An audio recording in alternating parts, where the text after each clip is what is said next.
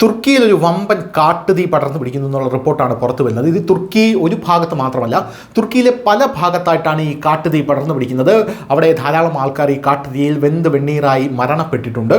രണ്ടാമത്തെ കാര്യമെന്ന് പറയുന്നത്, ആയിരക്കണക്കിന് കുടുംബങ്ങളാണ് തുർക്കിയുടെ പല ഭാഗത്തു നിന്നും ഈ കാട്ടുതീ ഭയന്ന് ഇപ്പോൾ പലായനം ചെയ്തുകൊണ്ടിരിക്കുന്നത്. ധാരാളം ഉദ്യോഗസ്ഥർക്കെതിരെ നടപടി വരുന്നുണ്ട് എന്ന റിപ്പോർട്ടുകളും ഇപ്പോൾ നമുക്ക് ലഭിക്കുന്നുണ്ട്. തുർക്കിയിൽ എന്താണ് യഥാർത്ഥത്തിൽ സംഭവിച്ചത് എന്ന് നമുക്കൊന്ന് പരിശോധിക്കാം. തെക്ക് കിഴക്കൻ യൂറോപ്പിലെയും ബാൽക്കണിലെയും ചില ഭാഗങ്ങളിൽ ഉണ്ടായ തീപിടുത്തത്തിൽ വീടുകൾക്ക് കേടുപാടുകൾ സംഭവിച്ചതിനെ തുടർന്ന് വലിയ തോതിലുള്ള തീപിടുത്ത പ്രവർത്തനത്തിന്, അതായത് തീപിടുത്ത ദുരന്ത നിവാരണ പ്രവർത്തനത്തിന് വഴിയൊരുക്കിയതിനാൽ തുർക്കി കാട്ടുതീക്ക് വളരെ ഒരു ശമനമുണ്ടായി എന്നാണ് വിചാരിച്ചിരുന്നത്. പക്ഷേ തിങ്കളാഴ്ച ഒരു ഉദ്യോഗസ്ഥൻ പറഞ്ഞത് കാട്ടുതീ അണഞ്ഞിട്ടില്ല എന്നാണ്. തുർക്കിയിലെ തീപിടുത്തത്തിൽ ഏകദേശം 100 പേർക്കെതിരെയാണ് നിയമ നടപടി വരുന്നത്. തുർക്കിയിലെ 4ാമത്തെ വലിയ നഗരമായിട്ടുള്ള ബർസയ്ക്ക് സമീപം വാരാന്ത്യത്തിലാണ് ഒരു തീപിടുത്തമുണ്ടായത്. ബർസയുടെ വടക്ക് കിഴക്കൻ ഭാഗത്തുണ്ടായ കാട്ടുതീ ഏറെക്കുറെ അണഞ്ഞ നിലയിലായിരുന്നു. എന്നാൽ നഗരത്തിൻ്റെ തെക്ക് ഭാഗത്തുണ്ടായ കാട്ടുതീ അത് തീവ്രത അതിൻ്റെ ഗണ്യമായി കുറഞ്ഞു വന്നതാണ്. എങ്കിൽ വീണ്ടും അത് പടർന്നു പിടിച്ചുകൊണ്ടേയിരിക്കുകയാണ്. ഇത് വനം മന്ത്രി ഇബ്രാഹിം യുമാക്ലി അങ്കാറയിൽ മാധ്യമപ്രവർത്തകരോട് പറഞ്ഞതാണ്. വടക്ക് പടിഞ്ഞാറൻ തുർക്കിയിലെ കറബുക്കിൽ 6 ദിവസമായി ആളിപ്പടർന്ന തീയുടെ തീവ്രത കുറഞ്ഞുവെന്നും തെക്കൻ കരമൻ മാരാസിൽ ഉണ്ടായ തീപിടുത്തം ഏറെക്കുറെ നിയന്ത്രണ വിധേയമായിട്ടുണ്ടെന്നും അദ്ദേഹം മാധ്യമങ്ങളോട് ഇപ്പോൾ പറഞ്ഞിട്ടുണ്ട്. പടിഞ്ഞാറൻ തുറമുഖ നഗരമായിട്ടുള്ള ഇസ്മിറിന് പുറത്തുള്ള വനങ്ങളിൽ തിങ്കളാഴ്ചയും കാട്ടുതീ പൊട്ടിപ്പുറപ്പെടുന്ന കാഴ്ചയാണ് കാണാൻ സാധിച്ചത്. അവിടെ 11 വിമാനങ്ങൾ നിലത്തുള്ള അഗ്നിശമന യൂണിറ്റുകളെയും താമസക്കാരെയും തീ അണയ്ക്കാൻ സഹായിക്കുന്ന ഒരു സാഹചര്യവുമുണ്ട്. നമ്മൾ വളരെ അപകടകരമായിട്ടുള്ള ഒരു ആഴ്ചയിലൂടെയാണ് കടന്നു പോകുന്നത് എന്നാണ് യുമാക്സി ഇപ്പോൾ മാധ്യമങ്ങളോട് പറഞ്ഞിരിക്കുന്നത്. ഗ്രീസിൽ ഏതൻസിൻ്റെ മധ്യഭാഗത്തുള്ള ഒരു യൂണിവേഴ്സിറ്റി ക്യാമ്പസിന് സമീപം തിങ്കളാഴ്ച ഉണ്ടായ കാട്ടുതീ നിയന്ത്രിക്കാൻ അഗ്നിശമനാംഗങ്ങൾ ഓടിയ ഒരു വാർത്ത കഴിഞ്ഞ ദിവസം ഉണ്ടായിരുന്നു. ഗ്രീക്ക് തലസ്ഥാനത്തിൻ്റെ താഴ്വരയിൽ സ്ഥിതി ചെയ്യുന്ന ഏതൻസിലെ നാഷണൽ ടെക്നിക്കൽ യൂണിവേഴ്സിറ്റിക്ക് സമീപമുള്ള കാട്ടുതീയിലേക്ക് പോകുമ്പോൾ വെള്ളം വീഴ്ത്തുന്ന വിമാനങ്ങളും ഹെലികോപ്റ്ററുകളും നഗരമധ്യത്തിൽ പടർന്നുയർന്നു. അതായത് ഗ്രീസിലും ഒരു കാട്ടുതീ ഉണ്ടായി.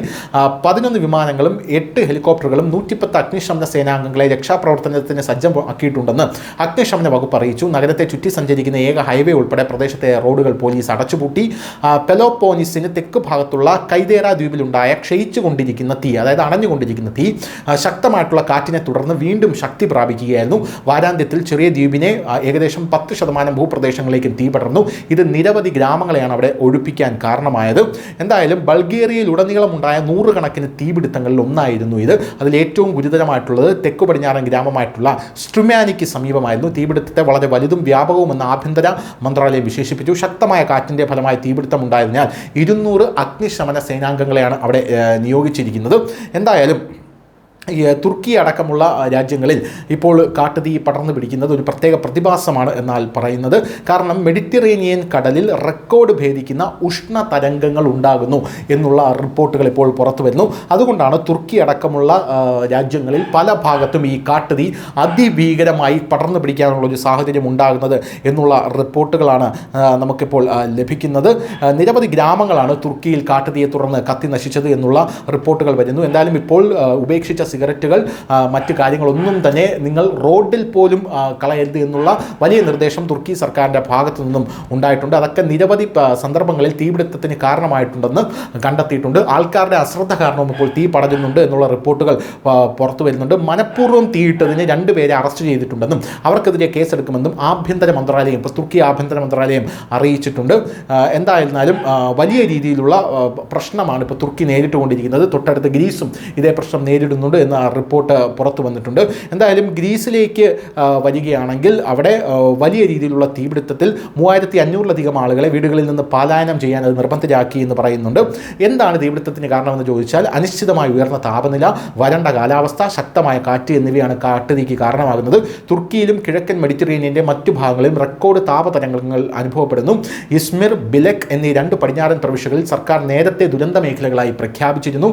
ഞായറാഴ്ച തുർക്കി കുറഞ്ഞത് 44 സ്ഥലത്താണ് വ്യത്യസ്ത തീപിടുത്തം ഉണ്ടായത് എന്നുള്ള റിപ്പോർട്ടുകൾ പുറത്തു വന്നു.